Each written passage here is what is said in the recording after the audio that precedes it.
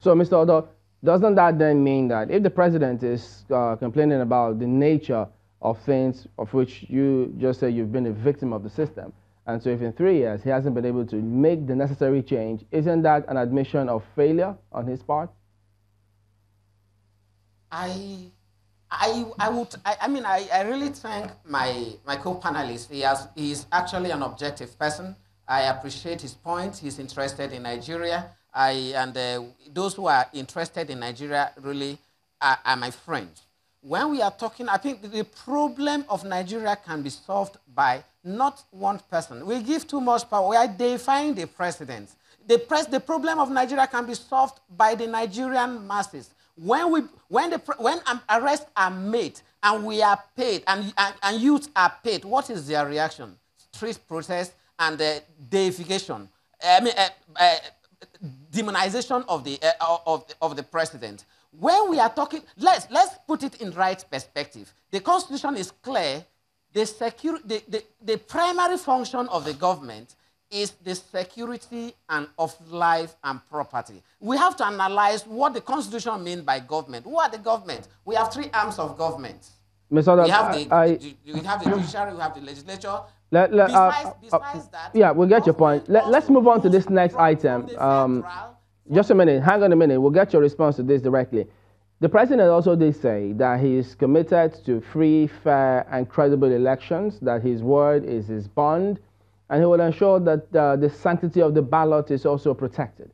But you have critics who have spoken up saying, well, if he were so committed, he could have demonstrated it by signing the 2018 Electoral Amendment Bill. Do you agree with that? The fact is, I agree with the president. And if the president have acted, the president swore to uphold the Constitution of the Federal Republic of Nigeria. That is his primary devotion.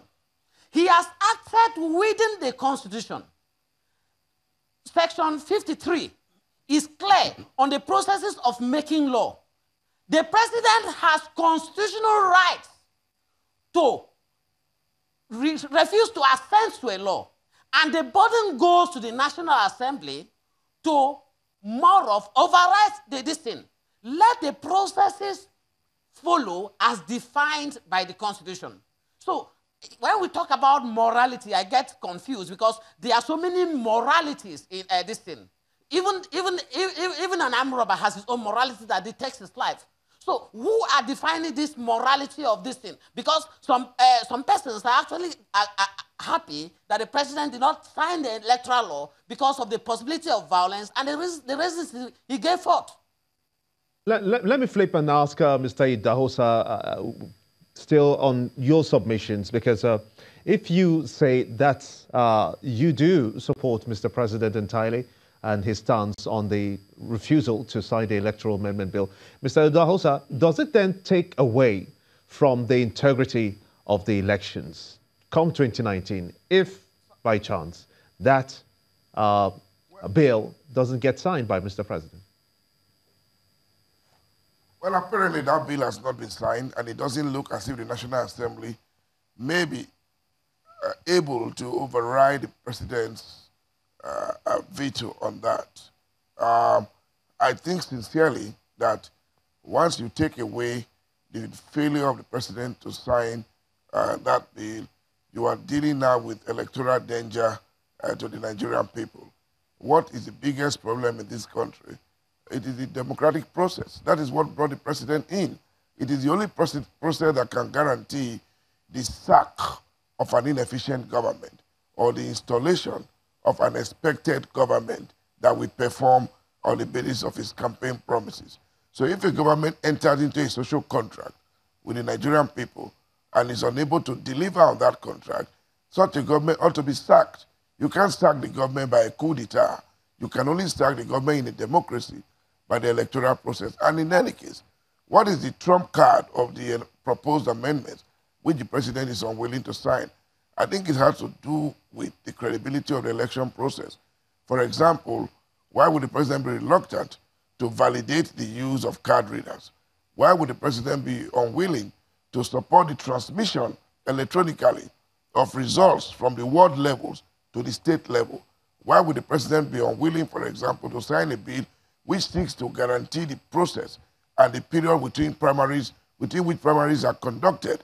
I don't see a reason why the president would not sign an electoral bill that seeks to punish INEC officers for failing to declare their party affinity or political preference before getting employed into INEC. These are all safeguards for the electoral process.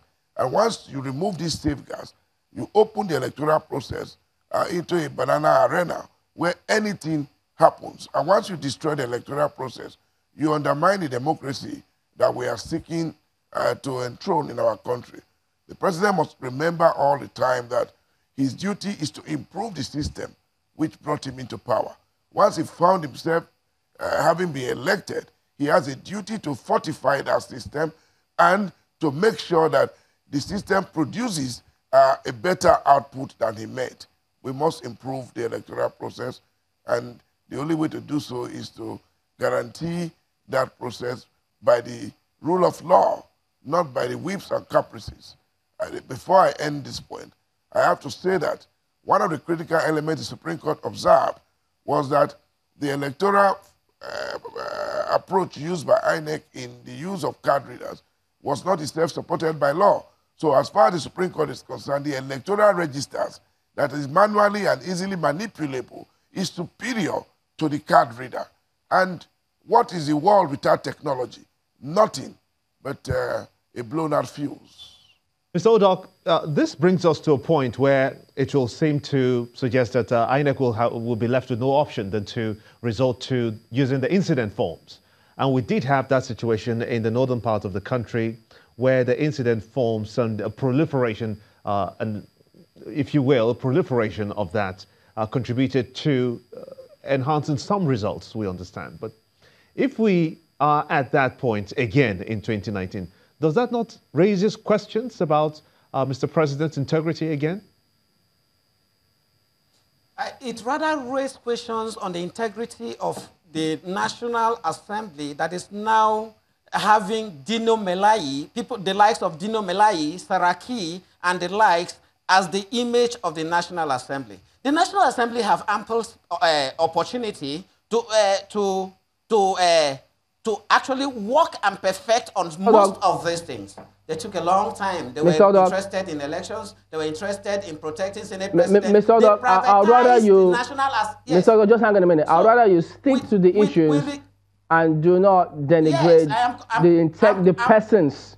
Just stick to the issues and let's stay away from those persons so they don't accuse us of assassinating their character. Go ahead.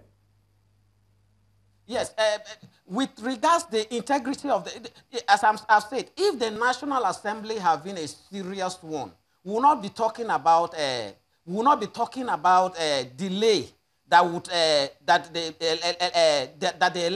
electoral act would be brought few months to the election. Besides that, the National Assembly took what was the reason for the long? So, just a quick one before we go on this, and we're winding down now. Just hang on, we need to wind down this. So, if the president had issues with this bill 4 times, the 3rd time he spoke about drafting matters, the 4th time he spoke about which law would be applicable in these elections, and they may be confused, even though they didn't say that themselves. But why couldn't he then have initiated an executive bill highlighting the key areas, including transmission of results electronically, and then send it to the National Assembly? Why couldn't they have done that?